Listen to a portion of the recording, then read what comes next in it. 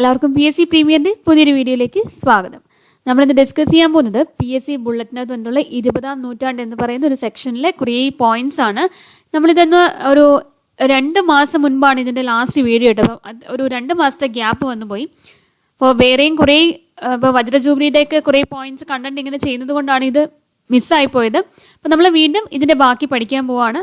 അപ്പോൾ ഇതിനെക്കുറിച്ച് അറിഞ്ഞിടാത്തവർക്ക്, ആദ്യമായിട്ട് ഈ വീഡിയോ കാണുന്നവർക്ക്, ഇപ്പോൾ 20-ാം നൂറ്റാണ്ടിൽ നടന്ന സംഭവങ്ങളെ കുറിച്ചാണ് പറയുന്നത്. വളരെ ഇമ്പോർട്ടൻ്റ് ആയിട്ട് ഇയർ ബേസിൽ നമുക്ക് പഠിക്കാൻ പറ്റും.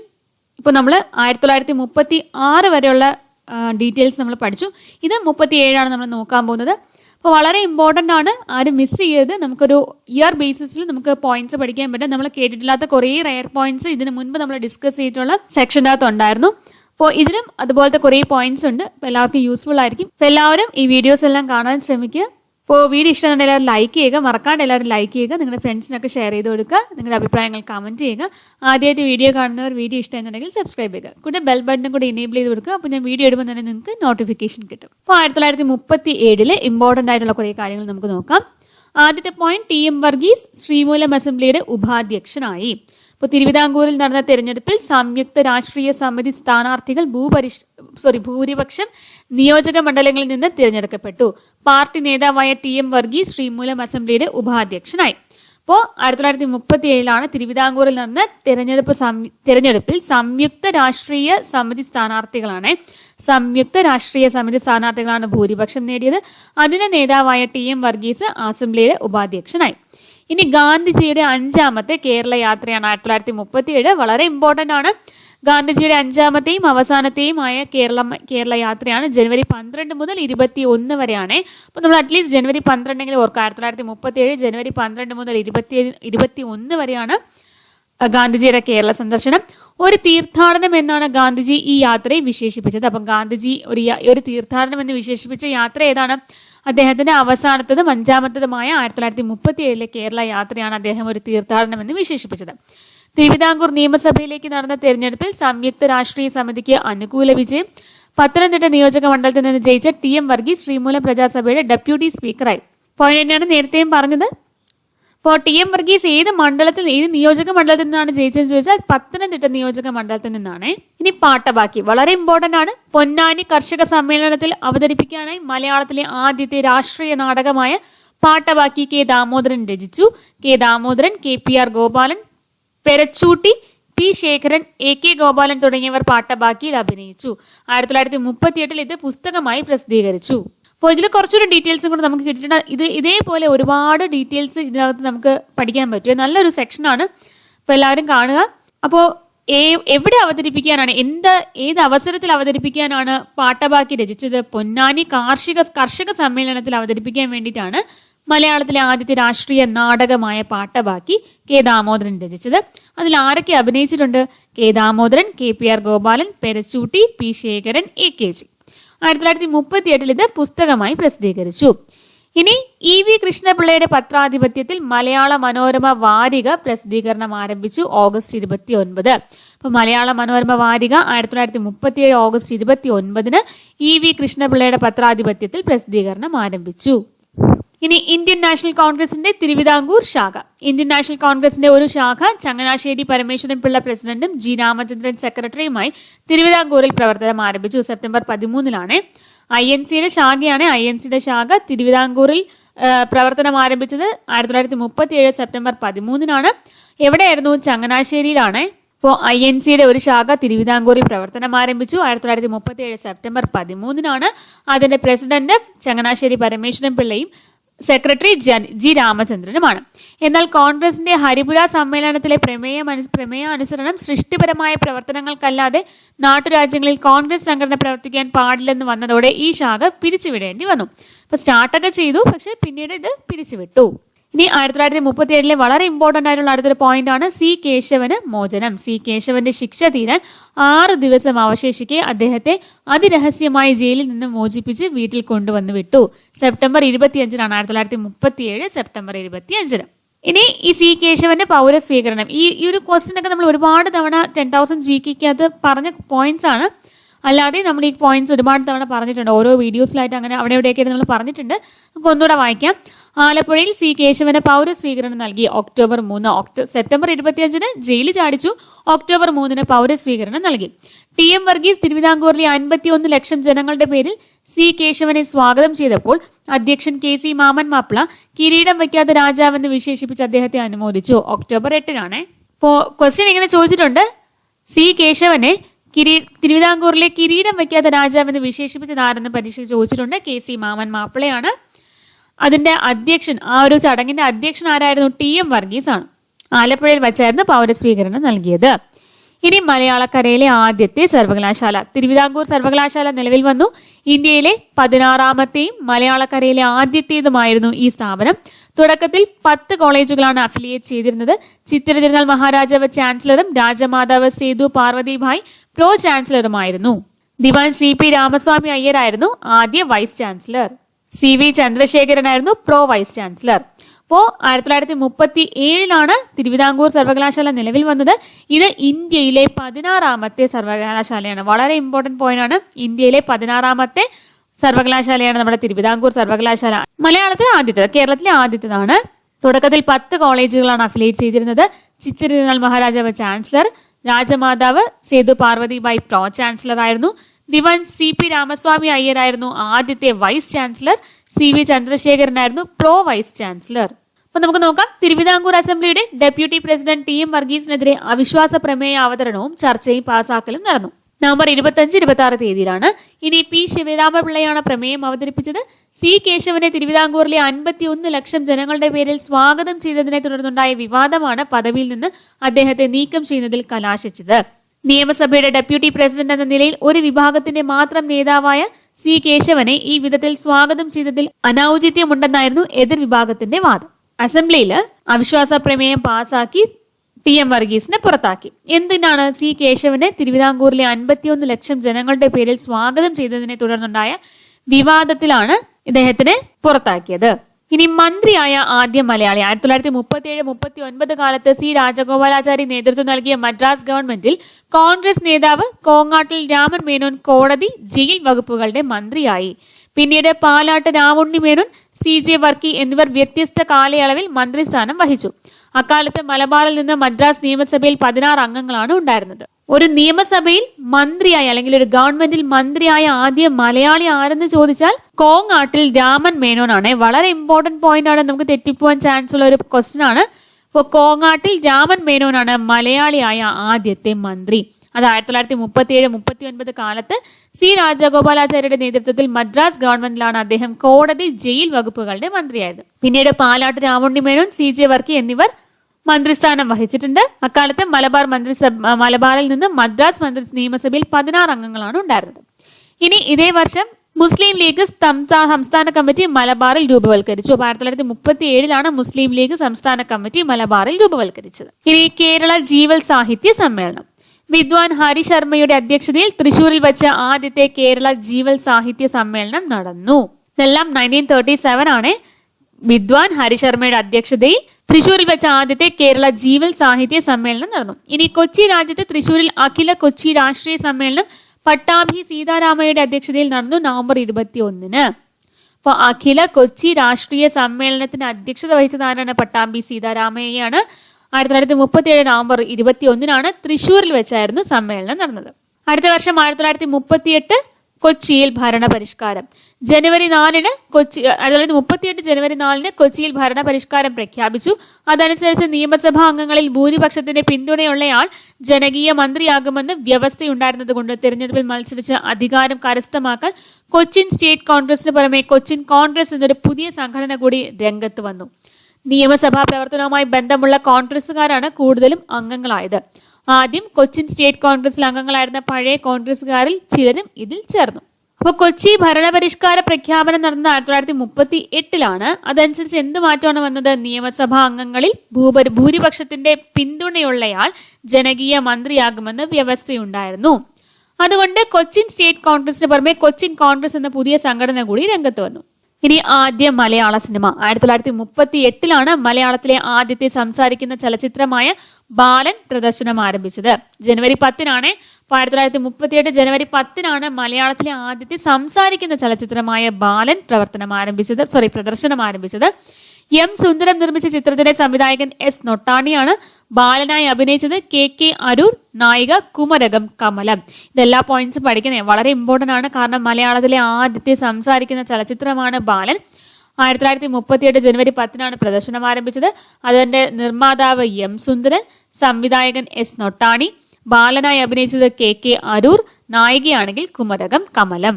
1938 കൊച്ചി ഹൈക്കോടതി ഔദ്യോഗികമായി ഉദ്ഘാടനം ചെയ്യപ്പെട്ടത്. 1938 ജനുവരി 18 കൊച്ചി ഹൈക്കോടതി ഔദ്യോഗികമായി ഉദ്ഘാടനം ചെയ്യപ്പെട്ടു.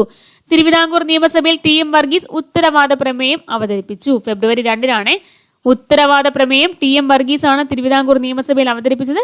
ഫെബ്രുവരി 2. ഇനി തിരുവിതാംകൂറിൽ റോഡ് ട്രാൻസ്പോർട്ട് സർവീസിന്റെ ഉദ്ഘാടനം തിരുവനന്തപുരത്ത് ഫെബ്രുവരി 20 മഹാരാജാവ് നിർവഹിച്ചു. 1938 ഫെബ്രുവരി 20 തിരുവിതാംകൂറിൽ റോഡ് ട്രാൻസ്പോർട്ട് നിലവിൽ വന്നത്. ഇനി തിരുവിതാംകൂർ സ്റ്റേറ്റ് കോൺഗ്രസിന്റെ കാര്യമാണ് പറയുന്നത്. 1938 ഫെബ്രുവരി 23 തിരുവനന്തപുരത്ത് പുളിമൂട്ടിലെ രാഷ്ട്രീയ ഹോട്ടലിൽ CV കുഞ്ഞിരാമന്റെ അധ്യക്ഷതയിൽ ചേർന്ന യോഗത്തിൽ തിരുവിതാംകൂർ സ്റ്റേറ്റ് കോൺഗ്രസ് രൂപവൽക്കരിച്ചു. പട്ടം താണുപിള്ളയെ പ്രസിഡന്റായി തിരഞ്ഞെടുത്തു. ഫെബ്രുവരി 25 സ്റ്റേറ്റ് കോൺഗ്രസിന്റെ അഡ്ഹോക് വർക്കിംഗ് കമ്മിറ്റി EJ ഫിലിപ്പോസിന്റെ വീട്ടിൽ വീണ്ടും യോഗം ചേർന്നു. അപ്പോൾ 1938 ഫെബ്രുവരി 23 തിരുവിതാംകൂർ സ്റ്റേറ്റ് കോൺഗ്രസ് രൂപവൽക്കരിച്ചത്. എവിടെ വെച്ചിട്ടാണ്? പുളിമൂട്ടിലെ രാഷ്ട്രീയ ഹോട്ടലിൽ വെച്ചിട്ട് CV കുഞ്ഞിരാമന്റെ അധ്യക്ഷതയിൽ ചേർന്ന യോഗത്തിലാണ് ഇത് രൂപവൽക്കരിച്ചത്. ആദ്യത്തെ പ്രസിഡന്റ് പട്ടം താണുപിള്ളയാണ്. Pattom Thanu Pillai, TM. Varghese, KT Thomas, V Achutha Menon, E John Philipose, PK Kunju, PS Nataraja Pillai, AJ John, A Narayana Pillai, C Kesavan, MR Madhava Warrier എന്നിവരായിരുന്നു തിരഞ്ഞെടുക്കപ്പെട്ട അംഗങ്ങൾ. പ്രസിഡന്റ് പട്ടം താണുപിള്ളയും സെക്രട്ടറിമാരായി KT തോമസ്, PS നടരാജപിള്ള എന്നിവരെയും തിരഞ്ഞെടുത്തു. AR മാധവ വാര്യർ ട്രഷററായി. കൂടാതെ PN Krishna Pillai, C Narayana Pillai, K Sukumaran, Bodheswaran, Annie മസ്കരൻ എന്നിവരടങ്ങിയ പബ്ലിസിറ്റി കമ്മിറ്റിയും സംഘടിപ്പിച്ചു. PS നടരാജപിള്ള പിന്നീട് സെക്രട്ടറി സ്ഥാനം രാജിവെച്ചപ്പോൾ KP നീലകണ്ഠപിള്ള സെക്രട്ടറിയായി. വളരെ ഡീറ്റെയിൽഡ് ആയിട്ട് തന്നെ അതിനെക്കുറിച്ച് പറഞ്ഞിട്ടുണ്ട്, തിരുവിതാംകൂർ സ്റ്റേറ്റ് കോൺഗ്രസിനെ കുറിച്ചിട്ട്. അപ്പോൾ അതില് തിരഞ്ഞെടുക്കപ്പെട്ട അംഗങ്ങൾ ആരൊക്കെയായിരുന്നു? Pattom Thanu Pillai, TM. Varghese, KT Thomas, V Achutha Menon, E John Philipose, PK Kunju, PS Nataraja Pillai, AJ John, A Narayana Pillai, C Kesavan, MR Madhava Warrier. ഇനി ഇതിന്റെ പ്രസിഡന്റ് പട്ടം താണുപിള്ളയായിരുന്നു. സെക്രട്ടറിമാരായി KT തോമസും PS നടരാജപിള്ളയും തിരഞ്ഞെടുത്തു. ട്രഷററായി R മാധവ വാര്യരാണ്. കൂടാതെ PN കൃഷ്ണപിള്ളയും C നാരായണപിള്ളയും K സുകുമാരനും ബോധേശ്വരനും ആനി മസ്കരനും എന്നിവരടങ്ങിയ പബ്ലിസിറ്റി കമ്മിറ്റി സംഘടിപ്പിച്ചു. അപ്പൊ ആനി മസ്കരൻ പബ്ലിസിറ്റി കമ്മിറ്റിയിലെ അംഗമായിരുന്നേ. ഇനി 8ാം കേരള സംസ്ഥാന രാഷ്ട്രീയ സമ്മേളനം 1938 ഏപ്രിലിൽ 8ാം കേരള സംസ്ഥാന രാഷ്ട്രീയ സമ്മേളനം കോഴിക്കോട്ട് നടന്നു. കോൺഗ്രസ് സോഷ്യലിസ്റ്റ് പാർട്ടി നേതാവ് ജയപ്രകാശ് നാരായണനായിരുന്നു സമ്മേളനത്തിന്റെ അധ്യക്ഷൻ. സമ്മേളനം പാസാക്കിയ നിരവധി പ്രമേയങ്ങളിലൊന്ന് കമ്മ്യൂണിസ്റ്റ് പാർട്ടിയുടെ മേലുള്ള നിരോധനം നീക്കിക്കളയണമെന്ന് ആവശ്യപ്പെട്ടുകൊണ്ടുള്ളതായിരുന്നു. അപ്പോൾ 8ാം കേരള സംസ്ഥാന രാഷ്ട്രീയ സമ്മേളനത്തിന്റെ അധ്യക്ഷൻ ആരാണ്? ജയപ്രകാശ് നാരായണനാണ്. വളരെ ഇമ്പോർട്ടന്റ് ആണ്. എവിടെയാണ് നടന്നത്? കോഴിക്കോടാണ് നടന്നത്. ഇതിന്റെ മെയിൻ അജണ്ട എന്തായിരുന്നു? കമ്മ്യൂണിസ്റ്റ് പാർട്ടിയുടെ മേലിലുള്ള നിരോധനം നീക്കിക്കളയണം. ഇനി തിരുവിതാംകൂർ സ്റ്റേറ്റ് കോൺഗ്രസിന്റെ ആദ്യ സമ്മേളനം നെയ്യാറ്റിൻകരയിൽ നടന്നു. മെയ് 8 പട്ടം താണുപിള്ള അധ്യക്ഷൻ. സമാധാനപരമായി നടന്നുകൊണ്ടിരുന്ന യോഗത്തെ നിയമവിരുദ്ധമായി പ്രഖ്യാപിച്ചുകൊണ്ടുള്ള ഉത്തരവ് ഡിസ്ട്രിക്ട് മജിസ്ട്രേറ്റ് പുറപ്പെടുവിച്ചു. തുടർന്ന് യോഗം പിരിച്ചുവിട്ടു. അപ്പോൾ തിരുവിതാംകൂർ സ്റ്റേറ്റ് കോൺഗ്രസ് ആദ്യമായി സമ്മേളിച്ചത് എവിടെ വെച്ചായിരുന്നു? നെയ്യാറ്റിൻകരയിൽ വെച്ചിട്ടാണ്. മെയ് 8 1938 മെയ് 8 നെയ്യാറ്റിൻകരയിലായിരുന്നു ആദ്യത്തെ സമ്മേളനം നടന്നത്. അധ്യക്ഷൻ പട്ടം താണുപിള്ളയായിരുന്നു. യോഗത്തെ നിയമവിരുദ്ധമായി പ്രഖ്യാപിച്ചുകൊണ്ടുള്ള ഉത്തരവ് ഡിസ്ട്രിക്ട് മജിസ്ട്രേറ്റ് പുറപ്പെടുവിച്ചത് കാരണം യോഗം പിരിച്ചുവിട്ടു. അടുത്ത പോയിന്റ്, ദിവാന്റെ ദുർഭരണത്തെക്കുറിച്ച് അന്വേഷണം നടത്തണമെന്ന് ആവശ്യപ്പെടുന്ന ഒരു മെമ്മോറിയൽ തിരുവിതാംകൂർ സ്റ്റേറ്റ് കോൺഗ്രസ് മഹാരാജാവിന് നേരിട്ട് രജിസ്റ്റർ ചെയ്ത് അയച്ചുകൊടുത്തു. ജൂൺ 5 പ്രസ്തുത മെമ്മോറിയൽ പ്രസിദ്ധീകരണം നിരോധിച്ചുകൊണ്ട് ഗവൺമെന്റ് ഉത്തരവ് പുറപ്പെടുവിച്ചു. ഇനി ഹാസ്യ സാഹിത്യകാരനും നാടകകൃത്തും പത്രാധിപരും നടനും വക്കീലുമായ EV കൃഷ്ണപിള്ള അന്തരിച്ചു. ദ്വിജേന്ദ്രനാഥ ടാഗോർ, ത്രിലോക സഞ്ചാരി എന്നീ തൂലികാ നാമങ്ങളിൽ എഴുതി മലയാളിയുടെ പത്രാധിപർ. ഇപ്പോൾ മലയാളിയുടെ പത്രാധിപരായിരുന്ന EV കൃഷ്ണപിള്ള അന്തരിച്ചത് 1938 അദ്ദേഹത്തിന്റെ തൂലികാ നാമമാണ് ദ്വിജേന്ദ്രനാഥ ടാഗോറും ത്രിലോക സഞ്ചാരിയും. ഇനി ആലപ്പുഴയിൽ കയർ തൊഴിലാളി സമരം നടന്നത് 1938 ഇനി എറണാകുളത്തെ ദർബാർ ഹാളിൽ വെച്ച് കൊച്ചിയിലെ ദ്വിഭരണ സമ്പ്രദായം മഹാരാജാവ് ഉദ്ഘാടനം ചെയ്തു. ജൂൺ 17 അടുത്ത പോയിന്റ് വളരെ ഇമ്പോർട്ടന്റ് ആണ്. കേരളത്തിലെ ആദ്യ ജനകീയ മന്ത്രി. കൊച്ചിയിൽ ഗ്രാമവികസനത്തിന് ജനകീയ മന്ത്രിയായി അമ്പാട്ട് ശിവരാമ മേനോനെ നിയമിച്ചു. ജൂൺ 27 2 മാസത്തിനു ശേഷം അദ്ദേഹം അന്തരിച്ചതിനാൽ ഓഗസ്റ്റ് 30 ഡോക്ടർ AR മേനോൻ മന്ത്രിയായി. ഇപ്പോൾ കേരളത്തിലെ ആദ്യത്തെ ജനകീയ മന്ത്രി ആരാണ്? അമ്പാട്ട് ശിവരാമ മേനോനാണ്. അദ്ദേഹം അന്തരിച്ചതിനെ തുടർന്ന് ഡോക്ടർ AR മേനോൻ മന്ത്രിയായി. ഇനി തിരുവനന്തപുരത്ത് ശ്രീമൂലം അസംബ്ലിയുടെ VJT ഹാളിലെ അവസാന സമ്മേളനം നടന്നു. സെക്രട്ടേറിയറ്റ് വളപ്പിൽ പുതുതായി നിർമ്മിച്ച മന്ദിരത്തിലാണ് പിന്നീട് സഭ സമ്മേളിച്ചത്. അപ്പം VJT ഹാളിൽ നടന്ന ശ്രീമൂലം അസംബ്ലിയുടെ അവസാനത്തെ സമ്മേളനം നടന്നത് 1938 ഓഗസ്റ്റ് 6 പിന്നീട് അതിനുശേഷം സെക്രട്ടേറിയറ്റ് വളപ്പിൽ പുതുതായി നിർമ്മിച്ച മന്ദിരത്തിലാണ് സഭ സമ്മേളിച്ചത്. അടുത്ത വളരെ വളരെ ഇമ്പോർട്ടന്റ് ആയിട്ടുള്ള ഒരു പ്രക്ഷോഭമാണ് ഉത്തരവാദ ഭരണ പ്രക്ഷോഭണം. തിരുവിതാംകൂറിൽ ഉത്തരവാദ ഭരണ പ്രക്ഷോഭണം 1938 ഓഗസ്റ്റ് 26 സംഘടനയുടെ പ്രസിഡന്റ് പദവിക്ക് പകരം ഡിക്റ്റേറ്റർ എന്ന പേരോടെ രൂപവൽക്കരിച്ച സമിതിയുടെ നേതൃത്വത്തിൽ തിരുവിതാംകൂർ സ്റ്റേറ്റ് കോൺഗ്രസ് ആണ് നിയമലംഘന പ്രസ്ഥാനം ആരംഭിച്ചു. പട്ടം താണുപിള്ളയായിരുന്നു ആദ്യ ഡിക്റ്റേറ്റർ. നിരോധനാജ്ഞ ലംഘിച്ച് തിരുവനന്തപുരം കടപ്പുറത്ത് ചേർന്ന മഹായോഗത്തിൽ പ്രസംഗിച്ച പട്ടം താണുപിള്ളയെയും TM വർഗീസിനെയും അറസ്റ്റ് ചെയ്തു. പട്ടം അറസ്റ്റിലായപ്പോൾ NK പത്മനാഭപിള്ള, സ്വദേശാഭിമാനി K രാമകൃഷ്ണപിള്ളയുടെ സഹോദരൻ NK പത്മനാഭപിള്ള രണ്ടാം ഡിക്റ്റേറ്ററായി. നേതാക്കളെ അറസ്റ്റ് ചെയ്തതിനാൽ R Vasudeva Pillai, AJ John, Mrs Kuruvila, PK Kumaran, NV Chacko, Mrs Pandalam KP Raman Pillai, Kadakkavoor N Kunhiraman, MP Philipose, K Ramakrishna Pillai, Accamma Cherian എന്നിവർ ഒന്നിനു പിറകെ ഒന്നായി സർവാധിപതി സ്ഥാനം വഹിച്ചു. കഴിഞ്ഞിട്ടില്ല, ഇനിയുണ്ട് ഉത്തരവാദ ഭരണ പ്രക്ഷോഭം. 1938 ഓഗസ്റ്റ് 26 ഉത്തരവാദ ഭരണ പ്രക്ഷോഭം ആരംഭിക്കുന്നത്.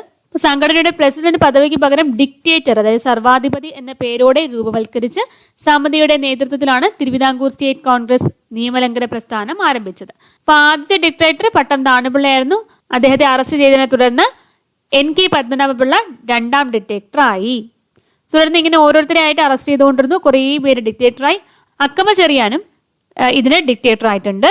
ഇനി സ്റ്റേറ്റ് കോൺഗ്രസിനെയും യൂത്ത് ലീഗിനെയും CP നിരോധിച്ചപ്പോൾ നെയ്യാറ്റിൻകരയിൽ നിരോധനം ലംഘിച്ച് പ്രകടനം നടന്നു.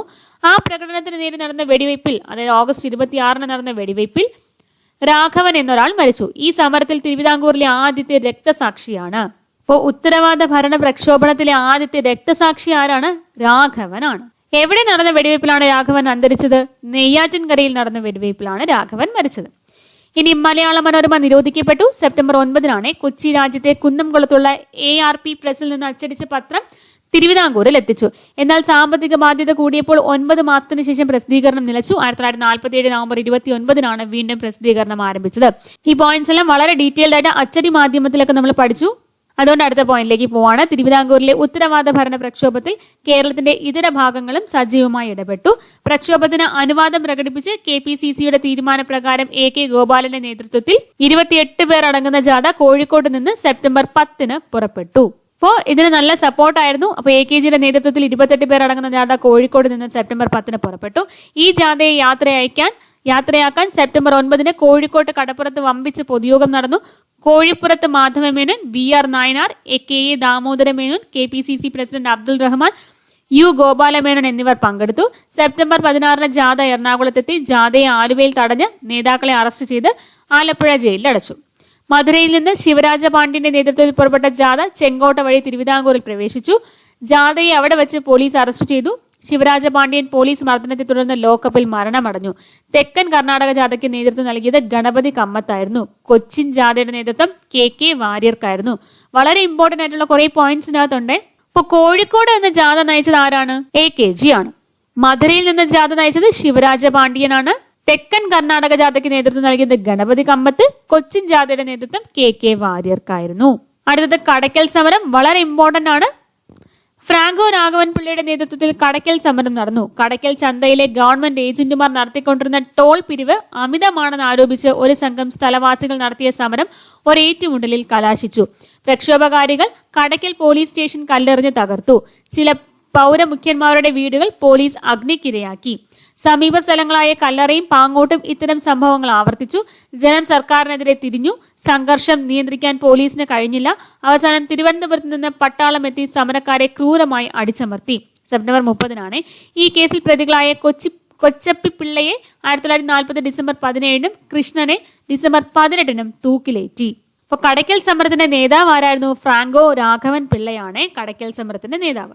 എവിടെ വെച്ചാണ് നടന്നത്? കടയ്ക്കൽ ചന്തയിലെ ഗവൺമെന്റ് ഏജന്റുമാർ നടത്തിക്കൊണ്ടിരുന്ന ടോൾ പിരിവ് അമിതമാണെന്ന് ആരോപിച്ച് ഒരു സംഘം സ്ഥലവാസികൾ നടത്തിയ സമരമാണ് ഒരു ഏറ്റുമുട്ടലിൽ കലാശിച്ചത്.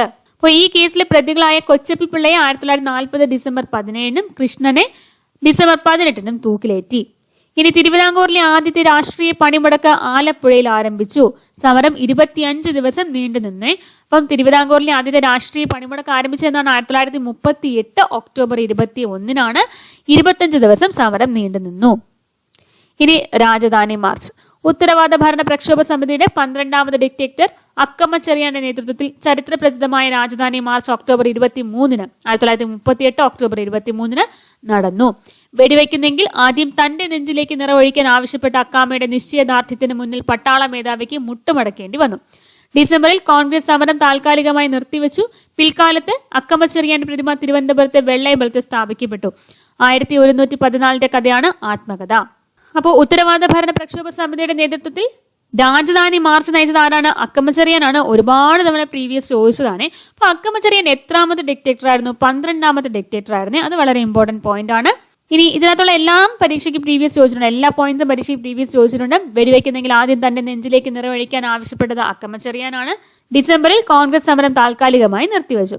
പിൽക്കാലത്ത് അക്കമ്മ ചെറിയാന്റെ പ്രതിമ എവിടെയാണ് സ്ഥാപിക്കപ്പെട്ടത്? തിരുവനന്തപുരത്തെ വെള്ളയമ്പലത്താണ്. അവരുടെ ആത്മകഥയാണ് 1114 കഥ. അടുത്ത പോയിന്റ്, 1937 നവംബർ 13, 14 തീയതികളിൽ തിരുവിതാംകൂർ സ്റ്റേറ്റ് കോൺഗ്രസ് നേതാക്കളായ പട്ടം താണുപിള്ള, TM വർഗീസ്, ചങ്ങനാശ്ശേരി പരമേശ്വരപിള്ള തുടങ്ങിയവർ ഗാന്ധിജിയെ കണ്ടു. സ്റ്റേറ്റ് കോൺഗ്രസ് കൊടുത്ത മെമ്മോറാണ്ടത്തിൽ ദിവാനെ പറ്റിയുള്ള ആരോപണങ്ങൾ അടങ്ങിയതുകൊണ്ട് അത് പിൻവലിക്കണമെന്ന് ഗാന്ധിജി ഉപദേശിച്ചു.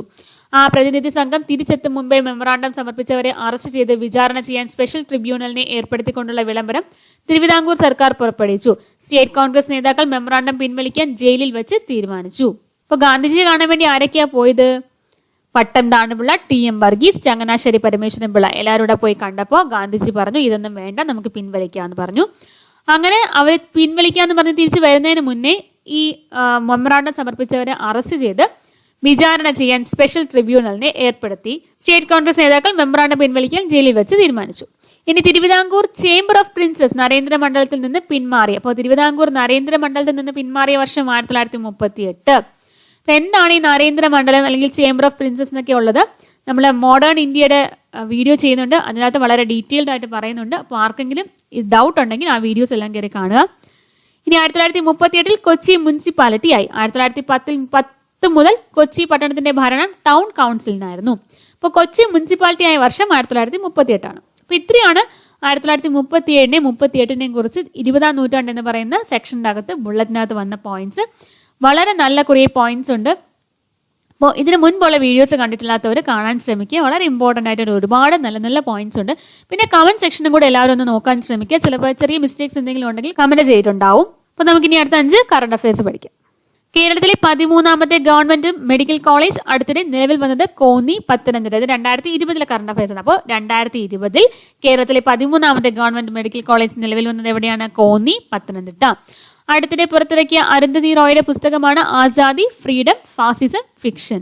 അടുത്തിടെ സ്പെഷ്യൽ ആണ്, സായില്ലാതായി പോയി. സ്പെഷ്യൽ എക്കണോമിക് സോണായി പ്രഖ്യാപിച്ച സബ്രൂം ഏത് സംസ്ഥാനത്താണ്? ത്രിപുര. ഇന്ത്യയിലെ ഏറ്റവും വലിയ പിഗറി പ്രോജക്ട് നിലവിൽ വരുന്ന സംസ്ഥാനം മേഘാലയ. ആരുടെ 150ാം ജന്മവാർഷികത്തോടനുബന്ധിച്ചാണ് യുനെസ്കോ അദ്ദേഹത്തിന്റെ സാഹിത്യമാലകൾ ലോകത്തിലെ വിവിധ ഭാഷകളിൽ പുറത്തിറക്കുന്നത്? ഗുരുനാനാക്ക്. അപ്പൊ നമുക്ക് ഇത്രയും ചോദ്യം ഒന്നുകൂടെ നോക്കാം. ഇപ്പോൾ കേരളത്തിലെ 13ാമത്തെ മെഡിക്കൽ കോളേജ് എവിടെയാണ് നിലവിൽ വന്നത്? കോന്നി, പത്തനംതിട്ട. ഇനി അരുന്ധതി റോയുടെ പുസ്തകമാണ് ആസാദി, ഫ്രീഡം, ഫാസിസം, ഫിക്ഷൻ. ഇനി 2020 സ്പെഷ്യൽ എക്കണോമിക് സോണായി പ്രഖ്യാപിച്ച സബ്രൂം ഏത് സംസ്ഥാനത്താണ്? അപ്പൊ ത്രിപുരയിലെ ഒരു സ്ഥലമാണ് സബ്രൂം. അതിനെ സ്പെഷ്യൽ എക്കണോമിക് സോണായി പ്രഖ്യാപിച്ചു. ഇനി ഇന്ത്യയിലെ ഏറ്റവും വലിയ പിഗറി പ്രോജക്ട് നിലവിൽ വന്ന സംസ്ഥാനം ഏതാണ്? മേഘാലയ. ഇനി ആരുടെ 150ാം ജന്മവാർഷികത്തോടനുബന്ധിച്ചാണ് യുനെസ്കോ അദ്ദേഹത്തിന്റെ സാഹിത്യമാലകൾ ലോകത്തിലെ വിവിധ ഭാഷകളിൽ പുറത്തിറക്കുന്നത്? ഗുരുനാനാക്കിന്റെ 150ാം ജന്മവാർഷികത്തോടനുബന്ധിച്ചാണ്. അപ്പോൾ യുനെസ്കോ ആണ്, UN എന്ന് ഓർത്ത് കളയരുത്. യുനെസ്കോ ആണ് സാഹിത്യമാലകൾ പുറത്തിറക്കുന്നത്. അപ്പോൾ അങ്ങനെ 5 ചോദ്യം നമ്മൾ കംപ്ലീറ്റ് ചെയ്തു. കുറേ ഇമ്പോർട്ടൻറ്റ് പോയിന്റ് നമ്മൾ പഠിച്ചു. അപ്പോൾ എല്ലാവർക്കും വളരെ യൂസ്ഫുൾ ആയിരിക്കും ഞാൻ വിശ്വസിക്കുന്നു. ഇപ്പോൾ ഈ വീഡിയോ ഇഷ്ടമുണ്ടെങ്കിൽ എല്ലാവരും ലൈക്ക് ചെയ്യുക. വീഡിയോയെ കുറിച്ചുള്ള അഭിപ്രായങ്ങൾ കമന്റ് ചെയ്യുക. എന്തെങ്കിലും മിസ്റ്റേക്സ് നിങ്ങൾക്ക് അല്ലെങ്കിൽ എന്തെങ്കിലും ഡൗട്ട് നിങ്ങൾക്ക് തോന്നുന്നുണ്ടെങ്കിൽ ധൈര്യമായിട്ട് കമന്റ് ചെയ്യുക. നമുക്ക് നോക്കി ക്ലിയർ ചെയ്യാൻ ശ്രമിക്കാം. വീഡിയോ ഇഷ്ടമുണ്ടെങ്കിൽ എല്ലാവരും ഷെയർ ചെയ്യുക. ആദ്യമായിട്ട് വീഡിയോ കാണുന്നത് സബ്സ്ക്രൈബ് ചെയ്യുക. താങ്ക്